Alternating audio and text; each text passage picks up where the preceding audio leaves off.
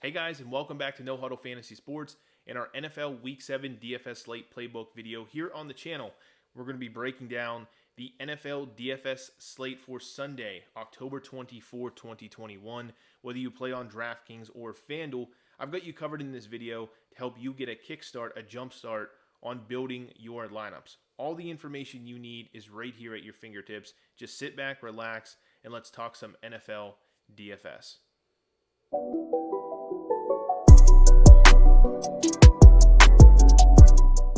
Yo, hey guys, and welcome back to the channel here. Welcome back to No Huddle Fantasy Sports. As always, I appreciate you guys finding your way here and clicking on this particular video. We are talking about NFL Week 7 already, and this is the playbook video where we will break down core plays at every single position.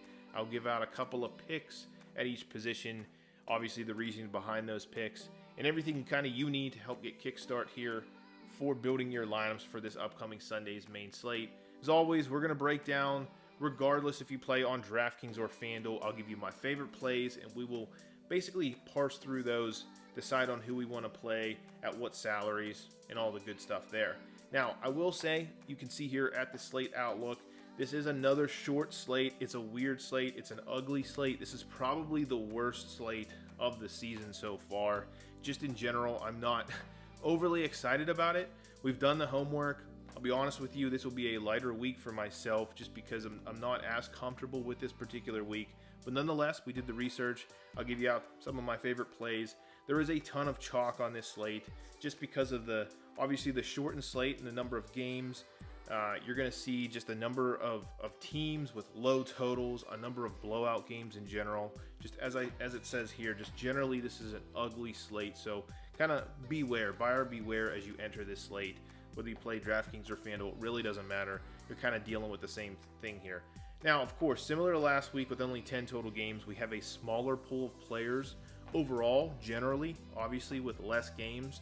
But in addition to that, it's even a smaller pool of players that we're actually interested in or guys that are in good spots. So, in my opinion, you're going to have to take some serious risk, some serious chances if you're really playing heavy, heavy GPP, some of those millionaire makers, things like that.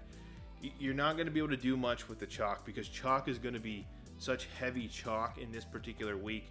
Again, you're going to have to take some chances or just be basically perfect with your picks. So we'll talk about all of it. We'll talk about some of my favorite plays, of course, and some of the plays that I think are I guess, higher risk plays, but certainly help you get some leverage on the field, help you get some exposure to lower owned guys in general. But again, still coming into this week, into week 7, still dealing with injuries. There are a couple of guys that going into tomorrow are questionable, going into Sunday are questionable. We do have some clarity on some certain things. Just, of course, make sure you pay attention as you get closer to the lock of the slate, 1 p.m. Tomorrow, if you're on the East Coast, whatever time for you. Just make sure you pay attention to those injuries. Now, I did mention very quickly there, and we will talk about Vegas totals, of course, but it's a frightening slate from blowouts. So you have 10 total games, and you have basically 40+% of the slate in terms of games is a blowout from a Vegas perspective. I think it's 40% of games have a spread of 9 or more. If you go down to maybe 6.5, 7, which probably still can be considered a little bit of a blowout from a Vegas perspective, at least from initial numbers. You're talking like 50-60% of the slate, 5 or 6 total games. But nonetheless, you have several games of like 13 or more in terms of a spread. It's an ugly slate to try to pick and choose players from. But again, just wanted to mention that there as we jump forward here. There are some extremely low team totals. Again, you're talking teams in the teens for an applied team total. We want to target those teams that are closer to 30. There are teams that are above 30. There's only a couple of them. But then again, there's teams that are below 20, which is really, really low when you're considering Vegas. And you should be considering Vegas moving forward as you're picking players, or at least narrowing down games and teams that you want to pick players from. In addition to that, obviously that means there's very few high-scoring close games. So if you have those big spreads at 40% of the slate, that means there's not very many games where you're seeing a slim margin between the teams, a slim total, a slim spread. So we'll see how it plays out. Generally, Vegas can be wrong. as we get into the season more, that they're getting a little bit more accurate, but it's something to consider moving forward. The last thing, it's not something you can see here. There are a couple of games which I will show you that are projected to have some sort of weather concerns. That includes rain and wind and things like that. So we will point them out. And then as we jump forward here, I'm going to be doing something different in this particular video. Because this is a slate that I'm not enthusiastic about, I'm going to be jumping forward instead of showing you, the 2 picks at quarterback, the 2 picks at running back, and so on and so forth. We'll actually jump over to Daily Fantasy Nerd. I like to show off that optimizer once or twice a season. I think this is a great week to do that, to kind of show off some of the tools, and we'll go through some of the players through that. So bear with me as we switch over there. But for now, let's jump forward, of course, to the Vegas totals. Always want to talk about Vegas. Always want to talk about the totals, both from a game perspective and from a team's perspective. You can see here the ugliness I'm talking about. So you only have 2 games above 50 for a total, and that is the Detroit Lions playing at the Rams. That's 50.5. Detroit's only projected 17.8 points. So that is a heavy Los Angeles Rams spread in their favor, and that's what's also influencing the total in that game. In addition to that, you have the Kansas City at Tennessee game, which is probably the best overall game from a scoring perspective early on from a Vegas projection, and that's at 57.5. You can see Kansas City is above 30.3, and then you have Tennessee at 25.8. Pretty average there. But in general, that is probably the most enticing game from just a Vegas perspective. Now, you do have other teams here. You can see Green Bay is above 28. Arizona's 32.3, so a really healthy implied team total there. Tampa Bay's 29.8. So all 3 of those teams definitely have totals that are interesting from a from teams you may want to pick from or stack from, things like that. But you always want to look at the other side too, and you can see Washington, Houston, especially at 14.8 points for Houston. So it's really lopsided in these games. You have the Jets at 17.5, the Giants at 19.8. I don't think we've seen a week yet this season with so many teams at or below 20 for an implied team total. So again, be careful. These things can change going into the Sunday slate. Vegas can be wrong. Some of these games could be shootouts, and some of these teams like Los Angeles Rams could put up 14 points. Who knows really what could happen? But you do want to use the tools that you have available, and one of those are Vegas totals here. So again, take a screenshot of this. Make sure you pay attention to these as you set your lineups. Make sure you're not just picking players from Houston and Washington and the Jets. Not that you would be, but obviously Vegas does not have much hope for those teams to score points, so you may not want to stack heavy from those particular games in those teams. But as I mentioned, we're going to now jump forward into the Daily Fantasy Nerd Optimizer. We'll jump through players in that particular format as opposed to other videos where we do our typical slides and things. So bear with me as we switch over here. All right, hey guys, and welcome back here. We are now in the lineup optimizer portion of Daily Fantasy Nerd. I have it set for DraftKings here, so my picks don't really necessarily favor just DraftKings. The picks I'm going to give out are playable both on FanDuel and DraftKings. I actually play more FanDuel personally, but I know a lot of people play DraftKings that are watching these videos. So I will just use DraftKings as we sort through everything. But keep in mind, this is available. If you guys have Daily Fantasy Nerd or haven't checked it out already, make sure you check it out. You can flip back and forth between DraftKings and FanDuel. And as you can see here, it's a very clean website. It's a very clean optimizer and has a ton of tools that we can use here. I did mention, and I will go through it very quickly here, there are several games indicated as having some sort of weather concerns. And the first one I want to point out is Kansas City at Tennessee, and that has a 58% chance of rain. Obviously, that can change going into tomorrow or going into Sunday. Atlanta at Miami, same deal. In Florida, 61% chance of rain right now.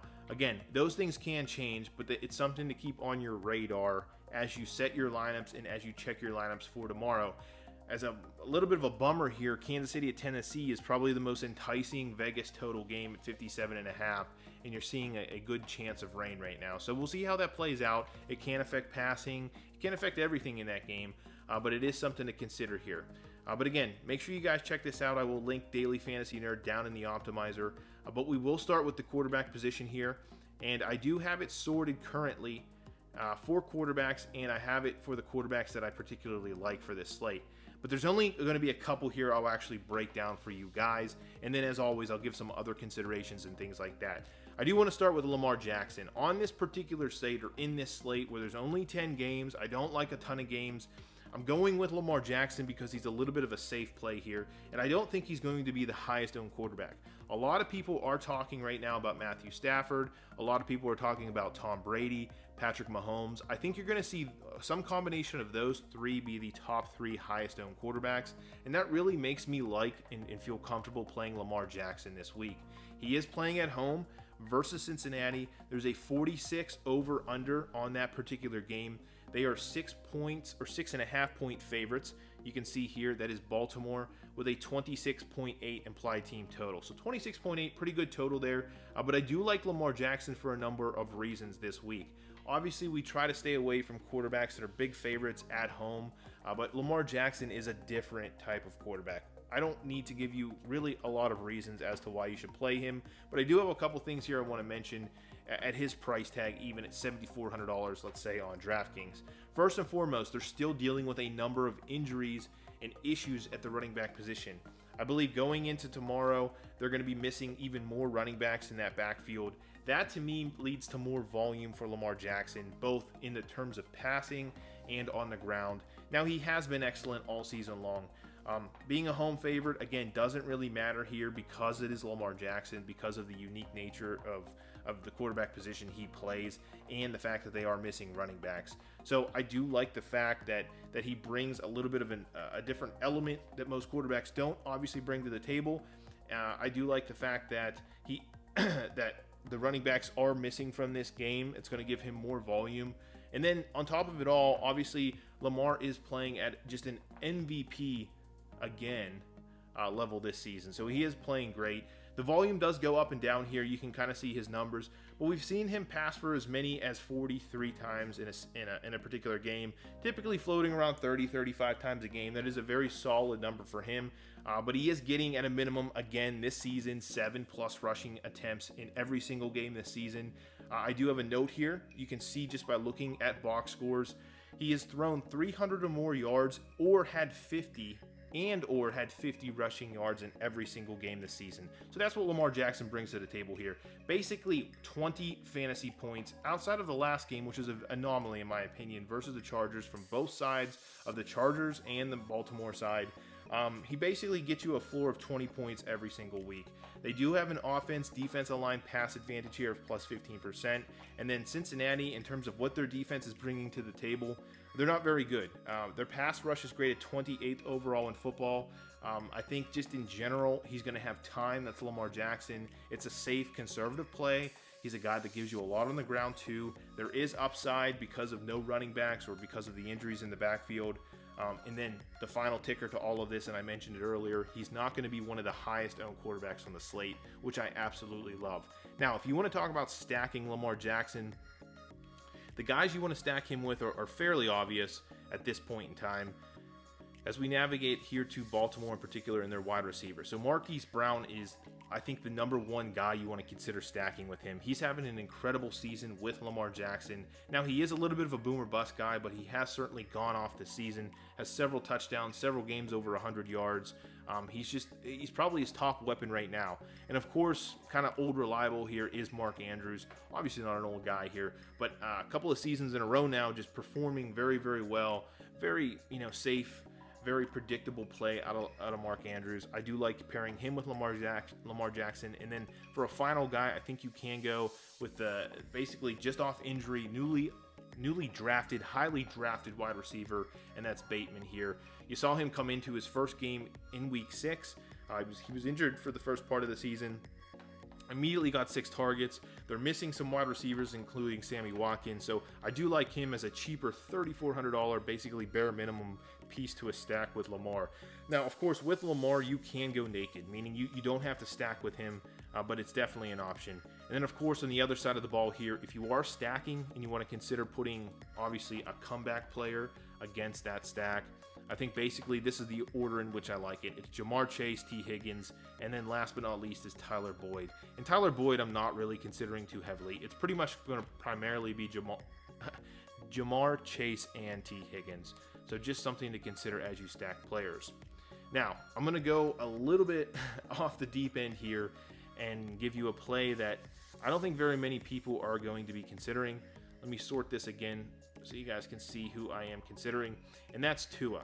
Now, this play is a little crazy. I don't think anybody is talking about Tua. I have him right now being probably under 5% owned on this particular slate. He is playing at home. He's playing at Atlanta, or I'm sorry, he's playing Atlanta at home. There's a 48 over-under on this game.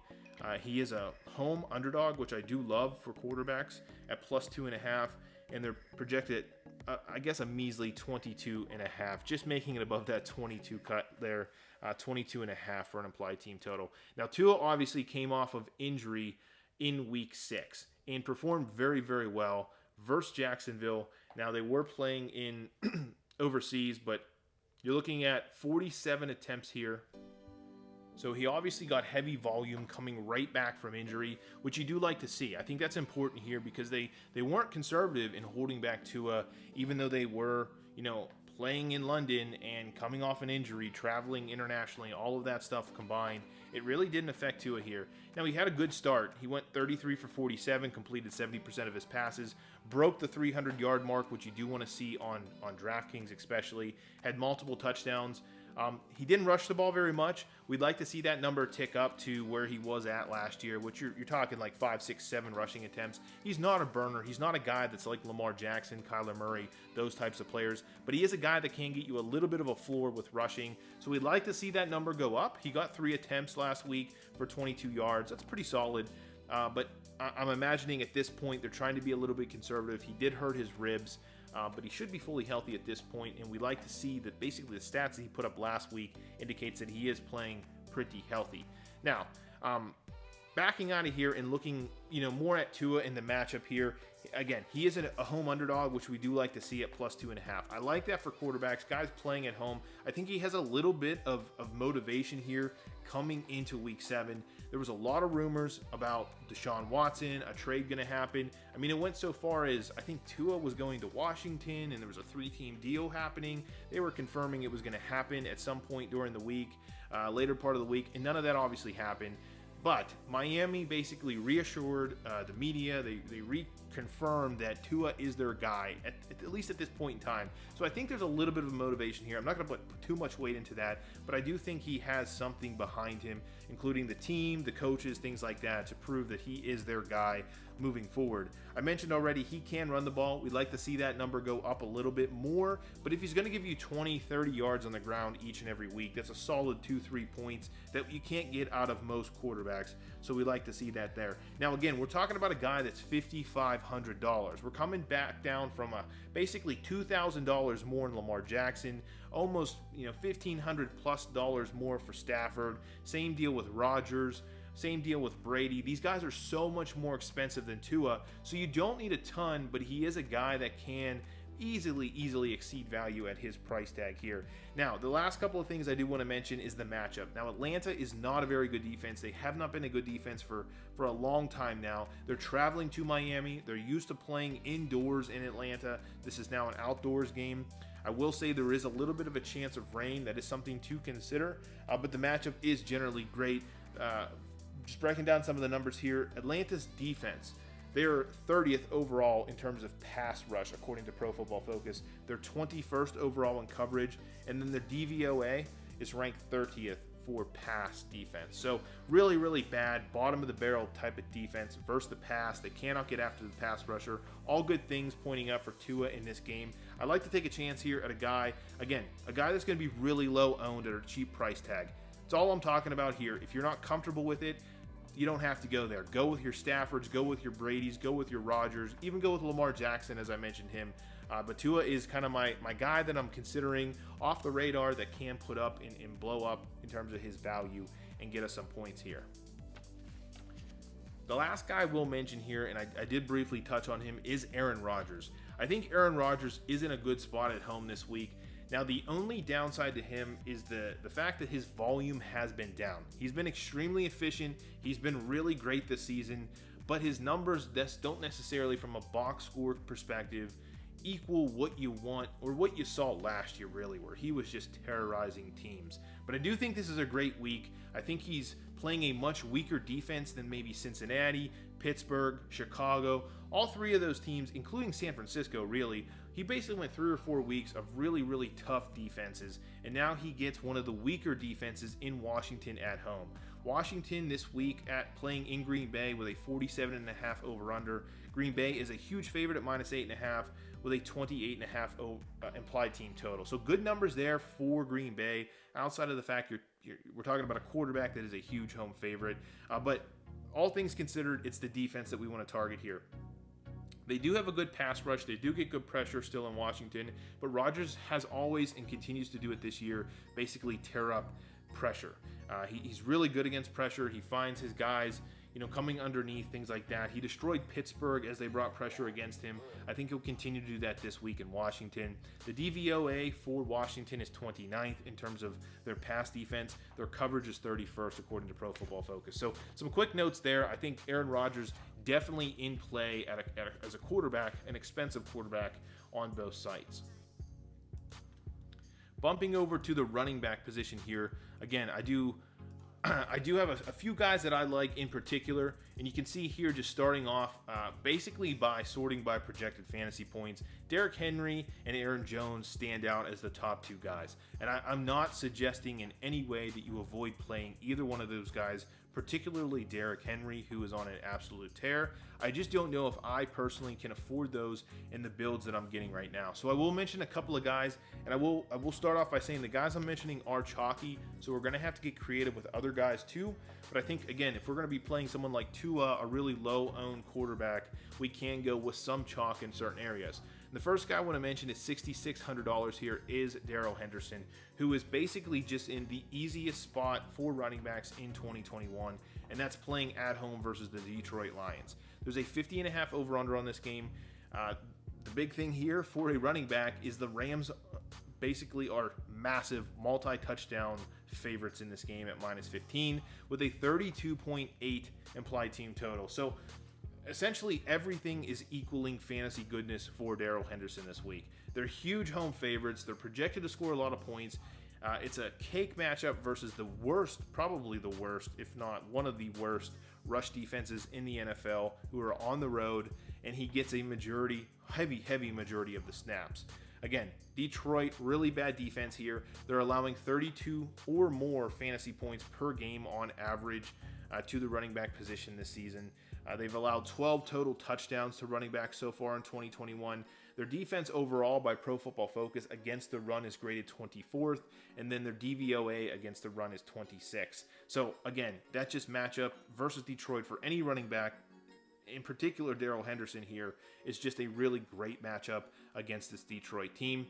Henderson, again, I talked about him playing the majority of the snaps. We saw him play 82% of the snaps in week 6. He handles a heavy workload in addition to that, so he's not just playing the snaps, but he's also getting carries. He had 21 carries in week 6 on top of the 82% playing time. So again, he's checking every box we want here. And then finally, the last thing I will mention in terms of the matchup for the offense and defensive line, Pro Football Focus has this as the best matchup on the slate at plus 70% for the offensive line in terms of the rush. So really good spot here for Darrell Henderson, but I will warn you, I say he's going to be 25+% owned on this slate. So he's going to be one of those heavy chalk guys. I'll give you a couple more guys after him, actually after the next guy, that hopefully will offset that. But again, this is the deal with this slate. With only 10 games, such big blowouts, it's going to be a chalky slate, definitely. The other guy, again, a chalky guy I want to mention is Leonard Fournette. He's probably going to see 20+% ownership, so maybe not as high as Darrell Henderson. But Lenny is basically turning out to be the guy in Tampa Bay, which a lot of people were afraid of, whether it would be Rojo, him, some combination of the two. We have Gio Bernard there now. There's a lot of things that happen in Tampa Bay with Tom Brady teams and running backs just being a nightmare or being in nightmare situations, but that's not the case right now. And Leonard Fournette is the absolute workhorse, or turning into the workhorse in Tampa Bay, and that's a valuable spot for a running back to be in, especially in fantasy. But some basic general stuff here. He's playing at home versus Chicago. 47 over/under on this game. They are big favorites. That's Tampa Bay at -11.5 with a 29.8 implied team total. I will say off the bat here, there is some rain expected for this game, so be careful when you look at this game. I don't think that necessarily hurts someone like Leonard Fournette. It might keep the pass volume down a little bit, and maybe he'll see a couple more carries, but nonetheless, just something to keep in mind when you look at this game. Now, again, Fournette is kind of turning into the workhorse in Tampa Bay, which is something you want to take advantage of. He's had 20 plus carries in 2 of the last 3 games, but more than that, even with Gio Bernard in the mix, he's still getting a lot of targets. Fournette has 5 or more targets in each of the last 3 games. So you're talking 20 to 25 opportunities for a running back in that Tampa Bay offense. It's unbelievable, and we want to take advantage of that again. He's playing around 65% of the snaps over the last few games, but we've seen that number bump up as high as 83%. That was in week 4. I don't know if it's ever going to hit that number again, but 65%, 70% of the snaps in this Tampa Bay offense, and he's getting 20 carries, 5 targets. Take that all day, every single day. He is a little bit more expensive now. He's $6,600, as you can see here on DraftKings. That's certainly up from where he was in the previous part of the season. There always is that risk of, Rojo or somebody else stealing some of those goal line carries, especially if they're going to be in a blowout here. But nonetheless, he's still in a great spot this week, Leonard Fournette. Sorry, and I didn't click on him. I should have clicked on him for you guys here.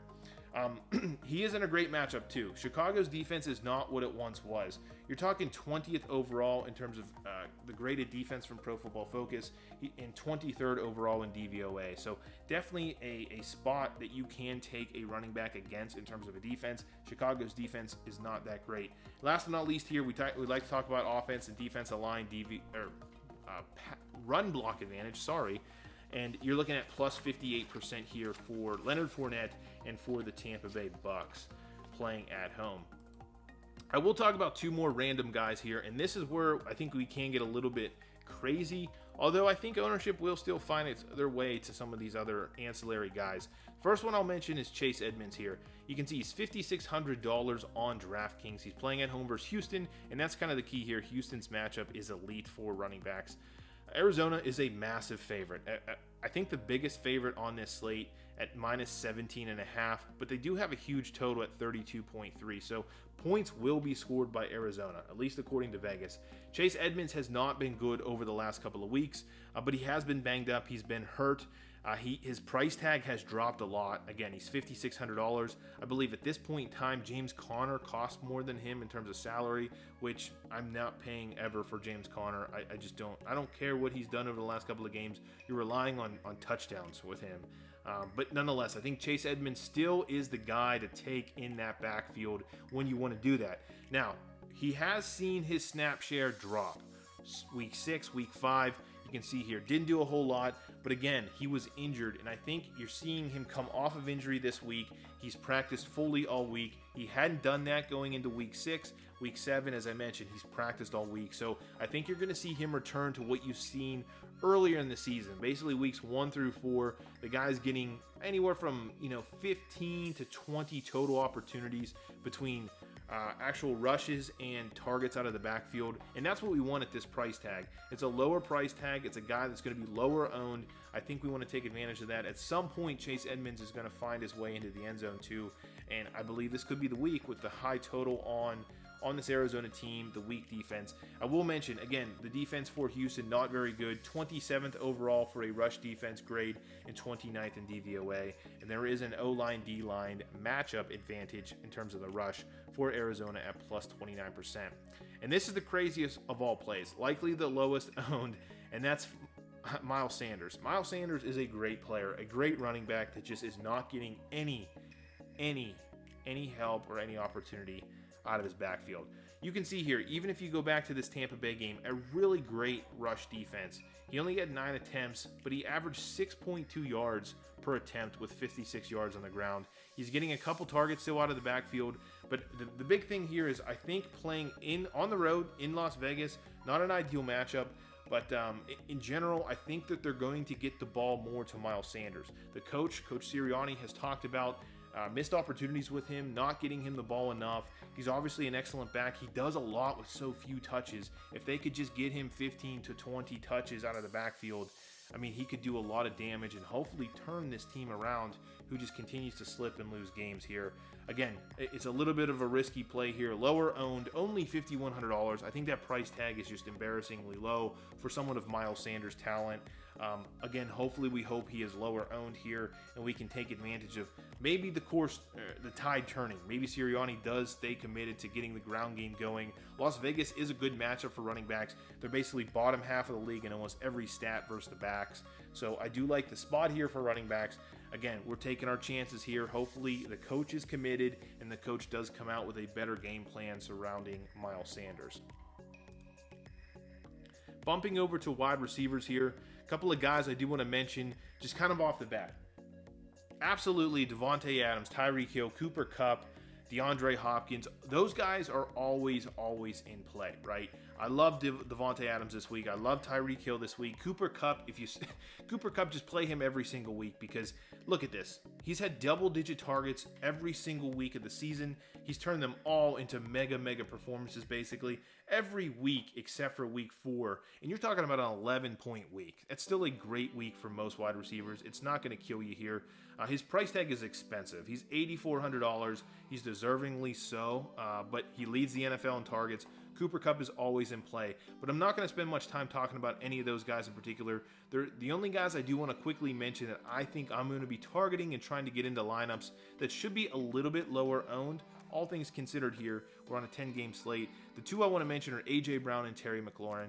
A.J. Brown came back last week. He actually had food poisoning coming into the game versus Buffalo, but he looked really good in the second half. His targets started to increase. Obviously, that turned into a Derrick Henry game, but I don't want to forget that what A.J. Brown was able to do, even if he was sick. He looks like the A.J. Brown that we saw last season, and that's what we're trying to get here. We're trying to get the return to form here, because this first part of the season, A.J. Brown was not very good. He's missed some games with injury, things like that have happened, but he returned to form again last week. 91 total yards, 9 targets, 7 receptions against Buffalo, a pretty good defense in week 6. I think you're going to see A.J. Brown come back this week, and you can see the matchup here with Kansas City is absolutely the matchup you want to take advantage of as a wide receiver. He is one of the top overall wide receiver cornerback matchups that have graded out on Pro Football Focus, meaning he's in a good spot regardless of who he matches up with Kansas City. But Kansas City has just been a fantasy playground for quarterbacks, for wide receivers. I do really like the spot here for A.J. Brown, hoping he goes a little bit under-owned just because of the performances he's been putting up haven't been stellar. But I do really like the spot here. They're going to be trailing, but they're still projected to score almost 26 points.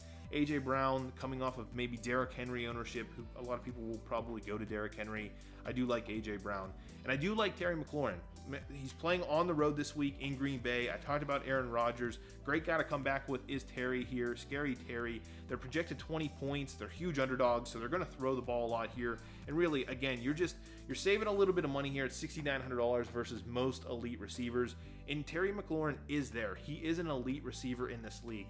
At times, his targets do drop below 10, but for the most part, this is a guy that averages, I think it's like 9.5 or 9.8 targets a game. So just under 10 targets a game. He gets you those targets. He gets you the receptions. He usually turns those into good games. I love pivoting off of guys that kind of who were owned in the previous week highly, and now guys are going to come off of him because he didn't put up a good performance. That's exactly what you have here with Scary Terry. In week 6, him and Heineke were two of the highest owned players. It was one of the highest owned stacks on the slate versus Kansas City, and they kind of threw up a dud. So I think guys are going to come off of him. He's going to be a lower owned possible great play here versus Green Bay. Green Bay's defense has been pretty suspect most of the year, whether it's versus the run or the pass. I do like Terry McLaurin to take advantage of that as a receiver. And of course, all the other receivers I just had mentioned at the top here. Chris Godwin's in a good spot this week with no Antonio Brown. I always like Jacoby Myers, a guy that gets just a good number of, I guess, targets, and he has a good report with right now with Mac Jones. He hasn't scored, which is wild, right? I think he's approaching the NFL record for most yards without a touchdown. So at some point, this guy will score a touchdown. So hopefully we can take advantage of that. But just another guy I always like at a lower price point.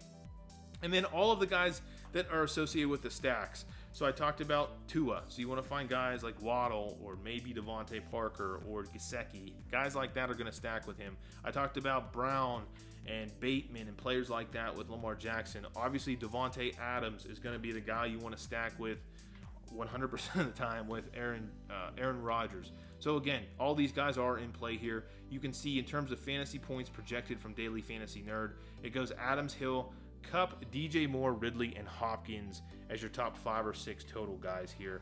But make sure you do the research. Don't just go off the projections here. And last but not least here, I will talk about tight ends. I think you can go any way you want this week in tight ends. It's an ugly week overall in fantasy football, in daily fantasy football, all the buys. There's just not a lot of good spots here. If you're not playing Travis Kelce, go anywhere, right? I don't think Darren Waller has performed to the performance not at all. He has not performed at all this season, really, outside of week 1 as expected. So really, Travis Kelce is the only top-tier tight end I would be willing to pay up for. I will obviously stack Mark Andrews with your Lamar Jacksons here. I mentioned Gesicki is a good guy to stack with Tua. He had 9 targets last week in London with Tua. There was a little bit of a concern that his targets would come down when Brissett left, but they didn't. Tua still targeted him a lot. But guys I will mention, I think that stand out here, Goddard is a guy that you're going to want to start looking at, definitely with the situation in Philadelphia. So his target shares are about 11% right now. Don't quote me on that. It's 10 or 11%. And that is with Zach Ertz in the lineup, who eats up about 14%. We know Jalen Hurts does target the two of them together almost 30%. So it's a really good number for one individual. We know one thing now, and that's that Zach Ertz is now in Arizona. So will all those targets go to Goddard? Probably not. But Dallas is in a good spot to start to absorb a lot of those targets. He already is one of the top leaders in the NFL in terms of red zone targets. I think he has 8. So you take away whatever Zach Ertz had, and he's probably one of the leaders, literally the leaders in the NFL in red zone targets. I love the spot here. He's going to start to blow up. I'm sure this is the cheapest you're going to get him, $4,600. I'm sure Jalen Hurts is going to target him a lot more without Ertz. So I do really like him. And then I do want to mention Ricky Seals-Jones just because, again, he's $3,700. He's getting like 4, 5, 6, 7, 8 targets per game right now. It's just a cheap guy, a bottom-of-the-barrel guy that you can save a lot of salary with, who is getting targets, realistically can get you there in terms of value each and every week as long as he stays at this price tag. And so that really wraps it up with the guys here. Again, if you guys haven't already, make sure you do check out Daily Fantasy Nerd. This is exactly what it looks like.